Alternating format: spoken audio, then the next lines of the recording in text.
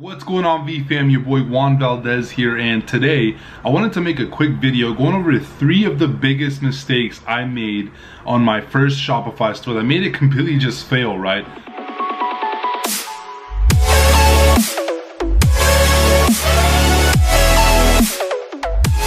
Honestly, after all the time and efforts that I put into that store, I literally felt ashamed because I thought I was doing everything that I was supposed to do right after testing it and realizing, thinking back now to the things that I actually did, it was a huge mistake. So I want to make this video to help some of you guys that are just getting started, or maybe if you already have your store, running, help you guys avoid these silly mistakes that honestly made it so my store really didn't get any kind of results. For those of you guys that follow me, you guys know I like to be super transparent, so I didn't give an update as far as how I did last month, but I wanted to pull it up here. Last month we did about 80 grand, and then if I'll refresh it for this month so far, so you can see this month we're at about 20 grand. So honestly, pretty good month so far. I can't complain. I'm working on getting a lot better numbers, but again, a lot of the systems are in place, so now it's a lot more automated and it's a lot better than when I first started my store. So now, to kind of get right into it, I kind of broke down 3 of the biggest mistakes again that I made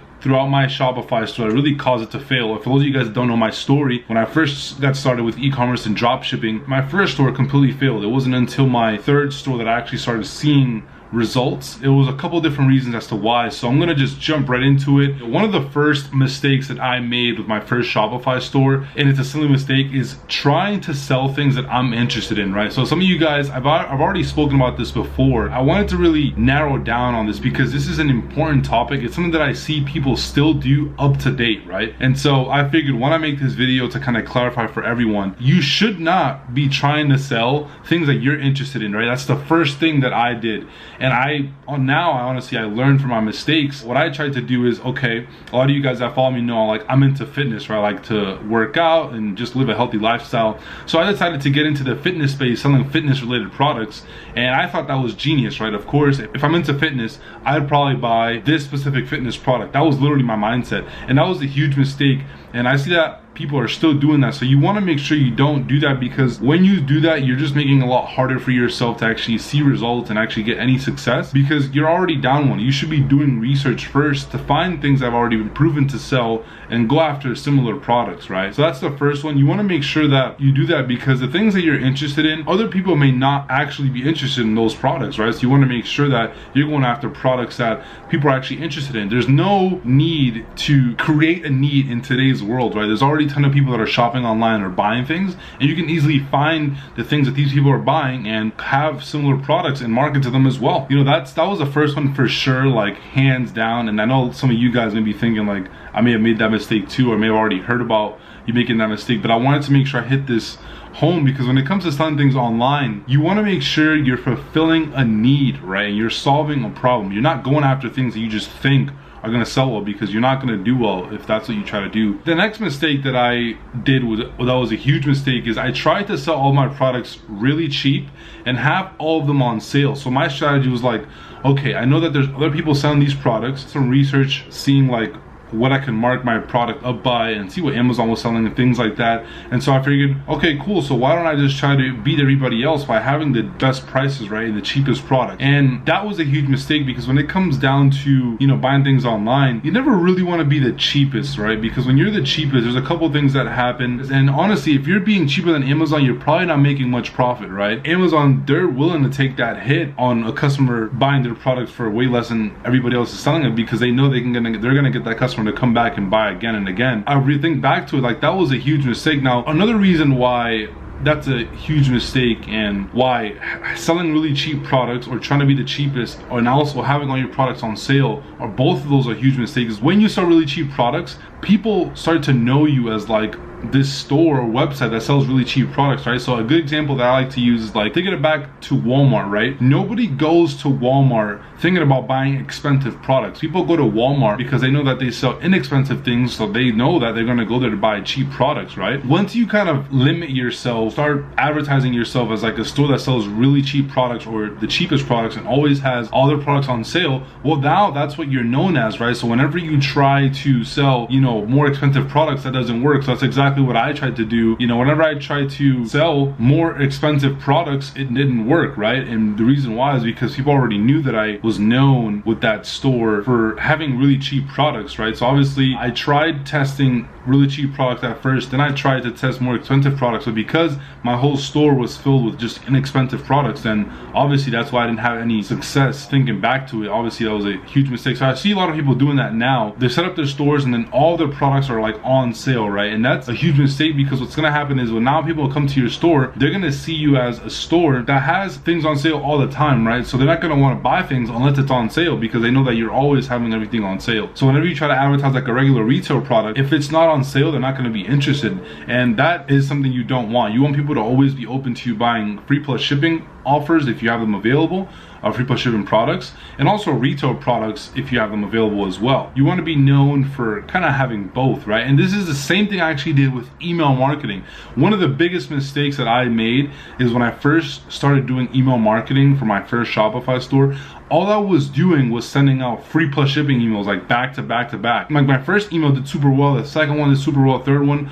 But after like the fourth and fifth email, my open rate, my click-through rate, and the sales that I was making with every single email started going down. And the reason why is because obviously not every single product qualified to be a free plus shipping product. After I sent out those emails, well, I started to run out of products that I could actually market for free plus shipping offers. And so I had to start selling retail or start promoting retail products right through these emails. And instantly after I sent out a retail email that had only retail offers on it, literally my sales didn't do anywhere near as high or as good as the sales that I generated from sending out free plus shipping emails. And the reason why was because my customers, or the people on my email list, started to really categorize me as someone that sent out emails always with free plus shipping items.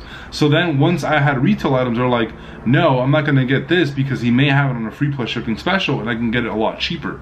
And so that was a huge mistake. So what I started to do after that, and this is something that for those of you guys getting started, like, you want to make sure you don't do that, because your email list is like one of your biggest assets. Literally any asset, if you go to any single business, one of their biggest assets is always your email list, and it's the same for you guys, right? So when you're first getting started, you want to make sure that, or even if you're doing email marketing right now, make sure that you guys are not only sending out free plus shipping emails. You're mixing it up, right? We do a majority of our email marketing for our Shopify store. Majority is all retail emails, right? All retail offers. And then we have like once or twice a month, we'll send out an email that's like free plus shipping. And what that does is it builds a lot more urgency and scarcity when it comes to your free plus shipping emails, because they know that you're only going to send those twice. We're only going to send these emails out twice a month, so they know that if they don't take advantage when we send out these free plus shipping emails, then again they're gonna have to get these products at the retail price. And so now, because we do that and we have like our email list established, and they know that again we're gonna have times where we will have free plus shipping sales and offers available, but mainly it's retail product. Well, now we get sales from both our retail emails that we send out, retail offer emails, and also our free plus shipping emails that we send out. We do still generate a little bit more on our free plus shipping emails at times, but we still get also sales from our retail emails, which is great because we're sending a lot more of those out, so they kind of balance out. If I didn't get into the habit of emailing retail offers early enough, I could have probably, you know, completely brought down the numbers in on my email list, right? My open rates, my click-through rates, and my sales.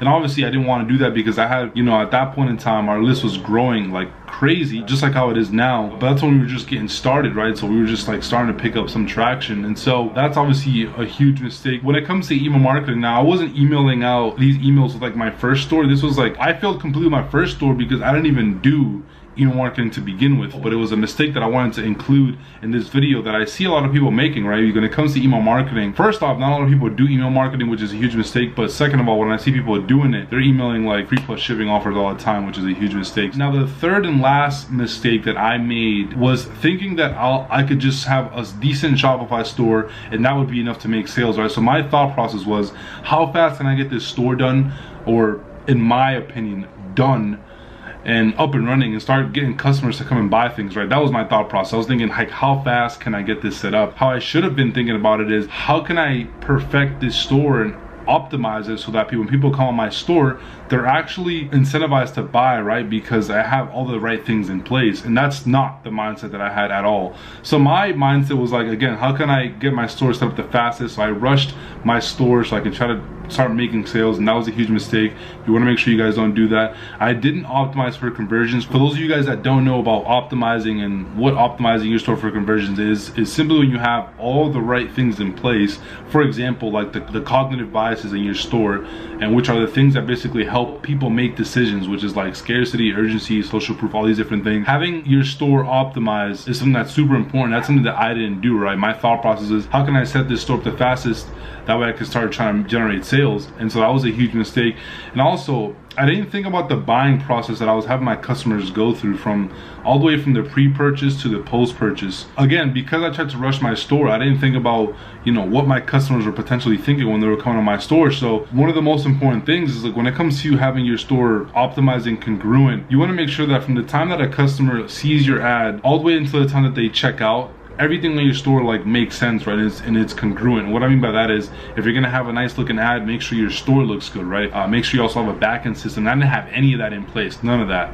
So that's super important, because the buying process is important as well. So what's the customer going to see when they first land on the home page? Which, again, when I first did my first store, it was terrible. It was like, I wish I still had it around so I can show you guys, or at least screenshots of it, how much of a joke it actually was. Make sure you guys don't make any of these silly mistakes, because they can cost you time and effort and money, of course. Obviously, my goal is to help you guys pretty much know everything that you need to know to take a store from, not only a store, but your e-commerce business from A to Z, and really have success with it. Because when it comes to e-commerce, it's a lot more than just having like a high converting Shopify store, right? Obviously, you need to have, you know, good products, good ads, things like that. But for this video, I wanted to mainly focus on the 3 biggest mistakes that I made with my first stores. If you guys want to see more videos about other mistakes that I'm making with either my Shopify store or just in general with an e-commerce, comment biggest mistakes down below. I'm testing non-stop, so obviously sometimes I do things that work and sometimes I do things that don't. So that's that. And of course, if you guys picked up a thing or two from this video, make sure you drop a like, and if you haven't already, make sure you join the V fam, smash that subscribe button, and I'll see you guys in the next video. Peace.